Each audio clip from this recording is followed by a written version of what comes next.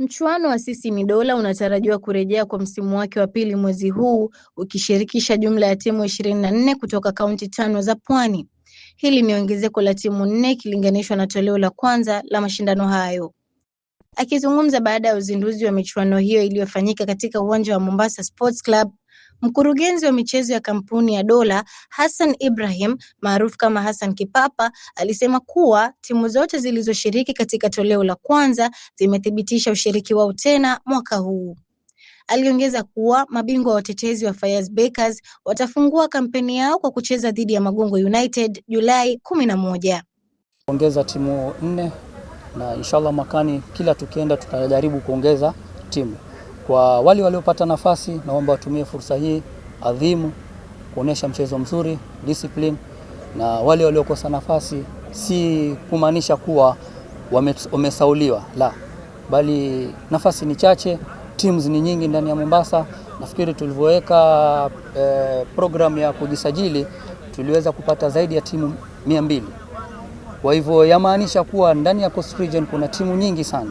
So haikuwa na wakati rahisi sana kwetu sisi kujaribu kuchagua timu 24. So twaomba radhi kwa wale waliokosa nafasi, na sio mwisho wa sisi ni Dola Cup. Twaomba waliokosa nafasi ijayo iko, na inshallah tutaongeza zaidi ya teams na tutajaribu tuzidi kupanua kaunti zingine. Kwa upande wake, afisa mkuu katika idara ya michezo ya kaunti ya Mombasa, Juma Goshi Ali, alisema kuwa ni wajibu wa washikadau kuungana ili kuhakikisha udhamini wa michezo unaendelezwa. Aidha, alihimiza kampuni nyingine na mashirika mbalimbali kuwekeza katika michezo ili kuwapa vijana fursa mbadala na kuwasaidia kupunguza matumizi ya dawa za kulevya.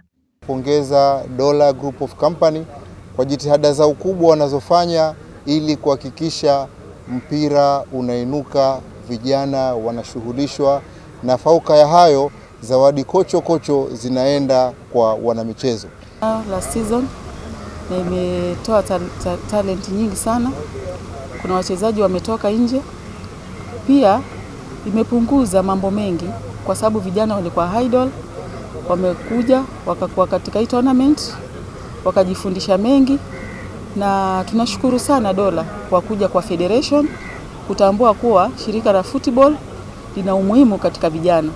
Kwa mashirika yote yaliyoko Mombasa, tunawaomba ya kwamba yale majukumu yao ya kijamii CSR wayalete kwenye michezo ili tuweze kuhakikisha kwamba mitaa yetu inainuka vizuri na tunajiepusha na masuala ya vigengi, masuala ya mihadarati, kwa sababu vijana ikiwa hawana jambo la kuwashughulisha ndio wanaingia katika mihadarati. Kwa hiyo makampuni yote yale Mombasa tunafanya nao biashara, mama zetu wananunua vitu kwao.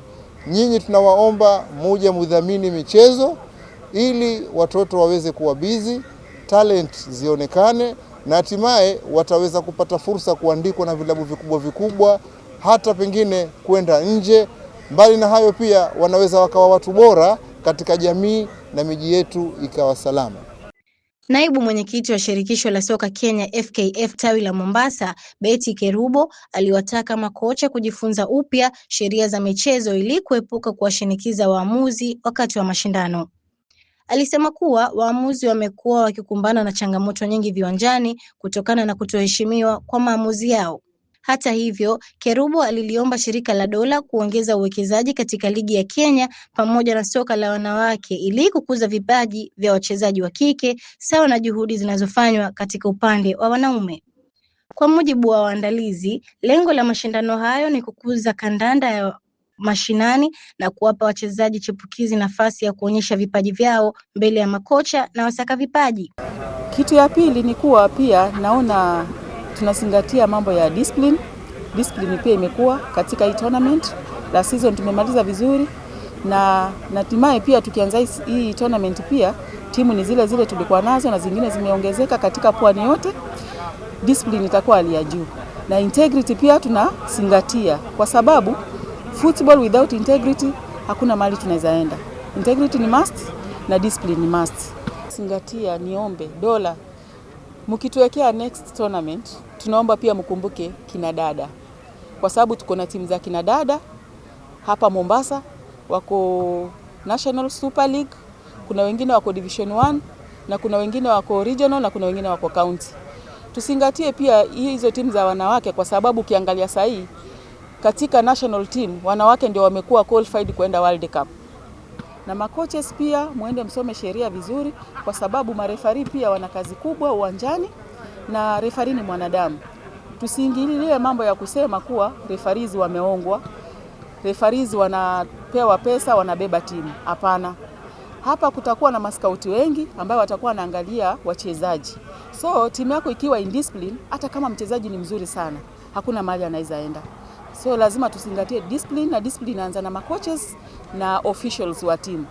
Mshindi wa mashindano hayo atazawadiwa shilingi milioni 1, huku mshindi wa pili atapokea kitita cha shilingi 500,000 na mshindi wa tatu akijinyakulia shilingi 250,000.